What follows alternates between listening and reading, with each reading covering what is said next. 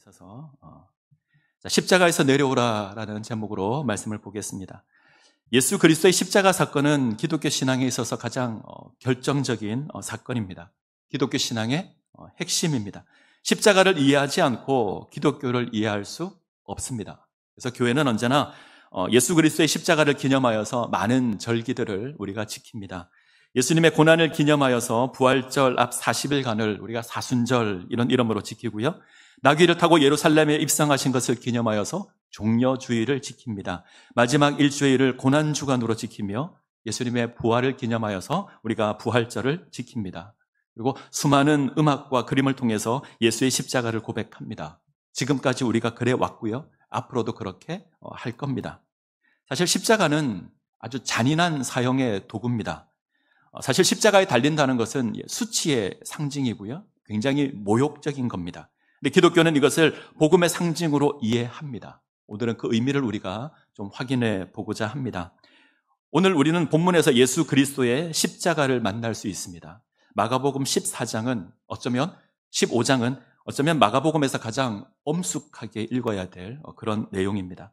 이 시간 예수님의 고난과 죽음의 과정을 하나씩 살펴보도록 하겠습니다. 빌라도의 재판이 있은 이후에 예수님께서 로마 총독 관저에서 로마 군인들에게 신문을 당합니다. 그들은 로마 총독 관저에서 예수를 조롱합니다. 세상에 권세 있는 자 그 관저에서 조롱을 당합니다. 예수님께 자색 옷을 입힙니다. 자색 옷은 귀족이나 왕족이 입는 옷의 색깔입니다. 그리고 가시를 엮어서 가시관을 만들고 머리에 씌웁니다. 우리나라에 있는 가시는 그렇게 크지 않습니다. 장미 가시 정도나 어쩌면 그보다 조금 더 큰 그 정도의 가시를 생각할 텐데 이스라엘의 가시나무는 이거보다 훨씬 큽니다. 가시 하나의 길이가 저희들 손가락 하나 길이 정도는 될 겁니다. 그것을 엮습니다. 그리고 머리에 얹고요. 흘러내리지 않도록 아마 막대기 같은 걸로 꾹 눌렀을 겁니다.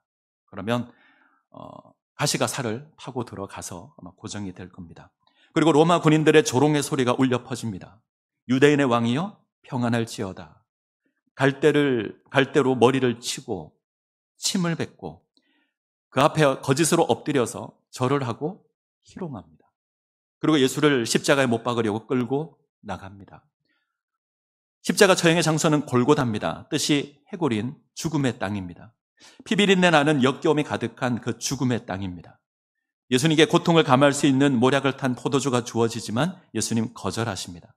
그리고 벌거벗겨져서 십자가에 못 박히고 골고다 언덕에 높이 세워집니다. 그때가 제3시였습니다. 우리의 시간으로 오전 9시입니다. 십자가 위에는 유대인의 왕이라는 죄패가 붙었습니다. 그리고 예수님 옆에 강도 둘이 십자가에 매달렸습니다. 어리석은 인생의 조롱의 소리가 갈보리에 가득 울립니다. 너를 구원하여 십자가에서 내려오라. 저가 다른 사람은 구원하지만 자기는 구원할 수 없도다. 지금 십자가에서 내려와 우리가 보고 믿게 할지어다. 사람들은 머리를 흔들고 모욕합니다. 희롱합니다. 심지어 함께 못 박힌 강도들도 예수를 욕합니다. 6시가 되었습니다. 정오입니다. 갑자기 어둠이 임합니다. 그리고 이 어둠이 3시간 동안 지속됩니다. 그리고 제9시가 되어서 오후 3시가 되자 엘리 엘리 라마 사박다니 외치시고 돌아가십니다. 이때 무리들은 여전히 예수님을 조롱합니다. 예수님의 십자가는 조롱으로 시작해서 조롱으로 끝납니다. 우리가 확인해야 될 것은 이 십자가 사건이 우리에게 무엇을 말하는가 하는 겁니다. 예수의 십자가가 우리에게 어떤 의미가 있는가? 마가복음 15장을 보시면 유대인의 왕이라는 표현이 자주 등장합니다. 15장만 6번 나옵니다. 예수님은 유대인의 왕으로 고소당했습니다. 유대인의 왕으로 조롱을 당합니다. 유대인의 왕이라는 죄패가 붙어 있습니다. 우리 예수님 유대인의 왕인가요? 맞기도 하고 아니기도 합니다. 당시 많은 사람들이 생각한 정치적인 왕은 아닙니다. 근데 예수님 유대인의 왕이라는 정치적인 제목으로 십자가에서 고난을 당합니다. 골고다에서 주어진 십자가의 형벌은 로마를 대항하는 반역자들을 사형시키는 제도입니다. 근데 우리는 이 죄명이 잘못되었다는 것 압니다. 예수님은 정치적인 왕이 아닙니다. 그건 잘못된 겁니다. 그러나 이런 의미에서 예수님은 유대인의 왕이 아닙니다. 그러나 예수님은 또한 유대인의 왕이기도 합니다. 당신의 백성을 구원하기 위해서 이 땅에 임하신 유대인의 왕이십니다.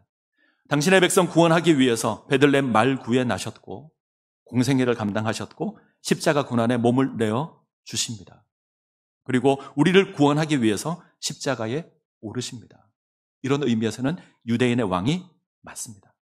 자, 이 유대인의 왕이 이런 모욕을 당합니다. 십자가에서 내려와 봐라. 너 자신을 구원해 봐라. 십자가에서 내려와서 우리로 하여금 믿게 해봐라.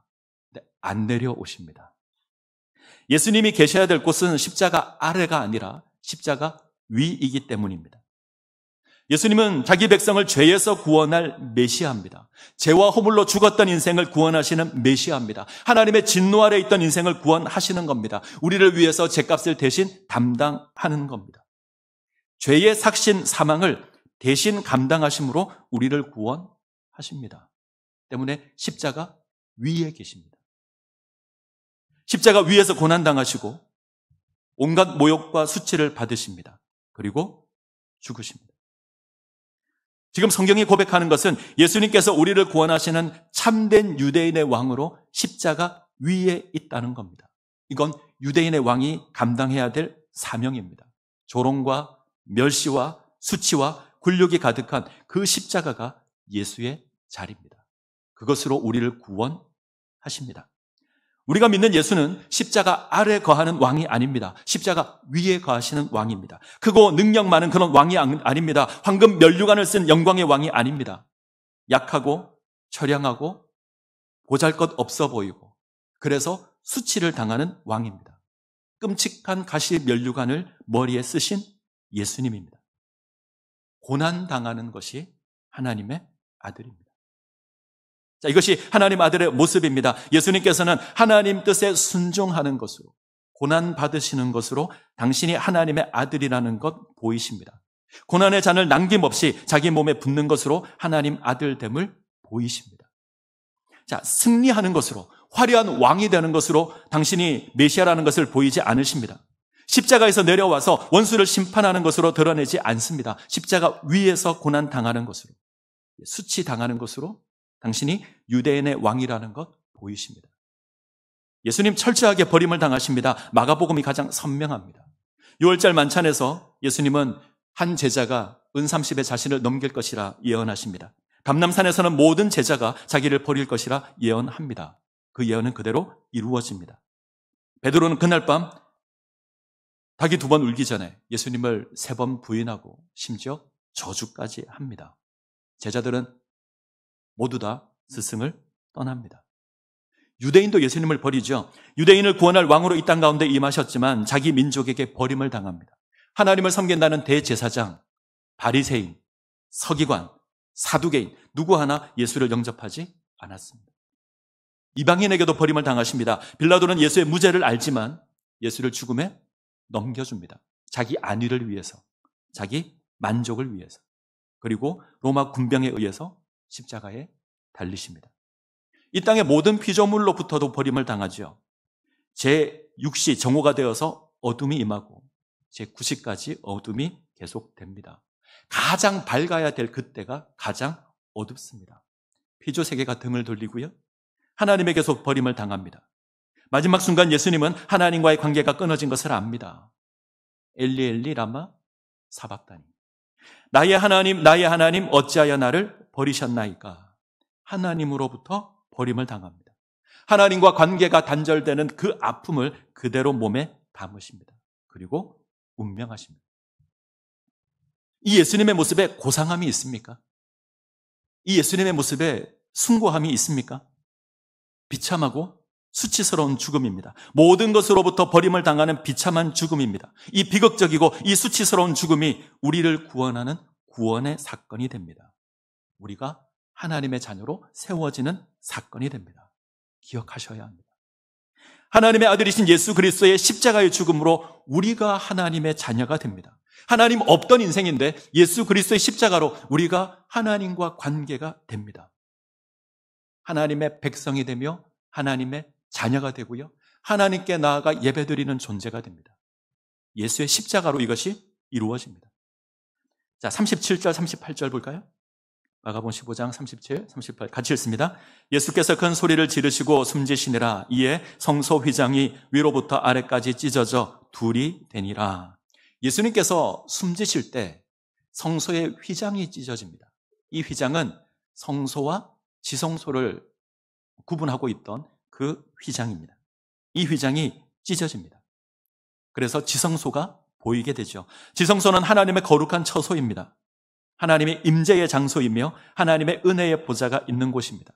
이것은 철저하게 분리되어 있었습니다. 아무나 나아갈 수 있는 곳이 아닙니다. 1년에 딱 한 번 대제사장만 나아갈 수 있는 곳입니다. 근데 이곳에 휘장이 찢어졌습니다. 모든 사람이 이곳을 향해 나아갈 수 있습니다. 예수의 죽음으로 말미암아 모든 사람이 하나님께 나아가는 겁니다. 예전엔 불가능했습니다. 죄와 두려움을 인해서 나아가지 못했습니다. 그곳은 철저하게 구분된 곳이었고 철저하게 가려진 곳이었습니다. 1년에 딱 한 번 대제사장만 나아갈 수 있는 곳입니다. 그러나 이제는 모든 사람들에게 열렸습니다. 모든 하나님의 자녀들에게 열렸습니다. 예수의 죽음으로 말미암아 이것이 가능해졌습니다. 히브리서 4장 16절입니다. 제가 읽겠습니다. 그러므로 우리는 긍휼하심을 받고 때를 따라 돕는 은혜를 얻기 위하여 은혜 보좌 앞에 담대히 나아갈 것이니라. 우리는 우리의 영원한 대제사장 대신 하나님의 영원한 대제사장 대신 예수 그리스도로 말미암아 하나님께 나아가는 존재가 되었습니다. 이것이 십자가 위에 계신 예수님으로 말미암아 주어졌습니다. 예수님의 찢기심이, 예수님의 피 흘리심이, 예수님이 받으신 온갖 수치와 멸시가 이것을 가능하게 했습니다. 자, 기억하셔야 될 것이 있습니다. 우리가 주님을 만날 곳은 십자가 아래가 아닙니다. 십자가 위입니다. 십자가 위에서 우리는 주님을 만나야 합니다. 때때로 우리는 십자가 위에 예수를 거부할 때가 있습니다. 때로 우리는 능력 있는 기독교를 원해서 왠지 십자가 위에 예수와 어울리지 않는다 생각하며 우리는 십자가 아래 예수를 찾을 때가 있습니다. 화려한 기독교를 찾습니다. 때문에 우리는 끊임없이 외칩니다. 내려오라. 십자가에서 내려오라. 십자가에서 내려오셔서 나의 살림살이를 해결해 주십시오. 우리는 이렇게 고백합니다. 고난을 거부하고 고난을 피하기 위해서 우리는 십자가를 거부합니다. 우리는 십자가 위에 예수를 찾는 게 아니라 십자가 아래 예수를 고대합니다. 끊임없이 내려오라를 외칩니다. 믿음이 흔들리는 마가복음 독자들에게 마가가 고백합니다. 고난을 두려워하고 고난을 피하고 고난을 인하여 도망하는 그 마가복음 독자들에게 고백합니다. 너희를 구원한 예수는 십자가 위의 예수다. 십자가 밑에 예수가 아니라 십자가 위의 예수다. 그 예수를 만나야 한다. 고백합니다. 우리도 잊지 말아야 될 겁니다. 우리 역시 십자가 위의 예수님을 바라보며 이 사명을 감당해야 합니다. 자, 15장 39절. 마가복음 15장 39절 같이 읽습니다. 예수를 향하여서 어떤 백부장이 그렇게 숨지심을 보고 이르되 이 사람은 진실로 하나님의 아들이었도다 하더라. 성경에서 가장 아름다운 신앙 고백입니다. 지금 예수를 유대인의 왕으로 조롱하고 사형하고 있고 이것을 집행하는 사람이 로마의 백부장입니다. 근데 이 백부장이 예수님을 참된 유대인의 왕으로 하나님의 아들로 고백합니다. 이 사람은 진실로 하나님의 아들이었도다. 자, 이 백부장이, 로마의 백부장이 예수님을 하나님의 아들로 고백하는 이때가 언제인지 기억하십시오. 예수님의 십자가에서 죽으시는 때. 가장 비참하고 가장 안타까움이 가득할 그때. 이 땅이 어둠에 잠겨 있으며 예수님이 운명하시던 그때 이방인 백부장이 예수님을 그리스도로 고백합니다. 이 사람은 진실로 하나님의 아들이었도다. 이 고백이 마가복음에서 가장 아름답고 가장 온전한 신앙의 고백입니다. 마가복음은 하늘의 소리로 시작하죠. 이는 내 사랑하는 아들이라 내가 너를 기뻐하노라. 이 하늘의 소리로 시작된 마가복음은 이 사람은 진실로 하나님의 아들이었도다. 이 땅의 고백으로 확인됩니다. 이 시간 묻습니다. 우리는 어디 계신 예수님을 소망합니까? 십자가 위입니까? 십자가 아래입니까? 우리 주님은 십자가 위에서 우리를 바라보고 계십니다. 우리는 그 예수를 만나야 합니다. 마지막으로 예수님의 마지막 여정에서 예수를 만난 한 사람을 살펴보겠습니다. 오늘 우리 읽은 말씀 가운데 구레네 시몬이 등장합니다. 마가복음은 예수님의 고난에 대해서 다른 복음서에 비해서 좀 간략한데 구레네 시몬에 대해서는 아주 상세하게 기록을 합니다. 알렉산더와 루포의 아버지 구레네 사람 시몬. 알렉산더와 루포의 아버지. 다른 복음서에는 없는 부분입니다. 마가가 이렇게 고백하는 건 이 알렉산더와 루포의 아버지가 이 마가복음을 받고 있는 로마 그리스도인들에게 익숙한 인물이어서 그렇습니다. 그들과 함께 신앙생활을 하는 인물입니다. 그가 이 구레네 사람 시몬이 유월절을 맞이하여서 예루살렘에 왔고 십자가를 지고 있는 그 예수를 보고 있습니다. 그리고 강제적으로 십자가를 집니다. 구레네 시몬의 입장에서는 난데없이 당하는 일입니다. 뜬금없이 당하는 일입니다. 예상하지 못했을 겁니다. 그러나 피하지 못했습니다. 묵상하면서 그런 생각을 했습니다. 십자가는 피할 수 없는 거다. 우리가 하나님의 자녀라면 피할 수 없는 것이 십자가입니다. 우리 주님이 감당하셨기에 마땅히 우리도 감당해야 하는 것이 십자가입니다. 어쩌면 그것이 우리 인생 가운데 강제로 주어질 겁니다. 십자가는 선택이 아닙니다. 십자가는 필수입니다. 그것은 강제로라도 감당해야 하는 겁니다. 내가 하고 싶다고 해서 편하게 선택할 수 있는 것이 아닙니다. 내가 거부할 수 있는 것이 아닙니다. 그러나 우리가 이것을 온전히 감당한다면 우리는 예수님을 통해서 하나님의 영광을 경험하게 될 겁니다. 당신은 하나님의 자녀입니다. 이런 고백을 우리가 하게 될 겁니다. 이 시간 말씀을 맺습니다. 십자가 위에 계신 예수 그리스도를 기억하시기를 바랍니다. 나를 위해 피 흘리신, 나를 위해 찢기신, 나를 위해 수치와 멸시를 받으신 그 예수로 말미암아 우리가 하나님의 자녀가 됩니다. 그 하나님 바라보시며 온전한 믿음 가운데 세워지시기를 간절히 소원합니다. 제가 기도하겠습니다. 나를 위하여 이 땅에 오시며 십자가를 지시고 고난당하신 예수님을 기억합니다. 가시 면류관을 쓰시고 갈보리 언덕을 오르시며 십자가에 달리신 그 주님을 기억합니다. 모든 피조물로부터 배척당하시며 수치와 모욕을 받으신 그 주님을 기억합니다. 십자가 위에 주님으로 말미암아 우리가 구원받았음을 기억하게 하시고 온전히 주님을 따르는 주의 백성 되게 하여 주시옵소서. 그리고 주님 걸어가신 그 길을 동일하게 걷는 주의 백성들 되게 하여 주시옵소서. 예수님의 이름으로 기도합니다. 아멘.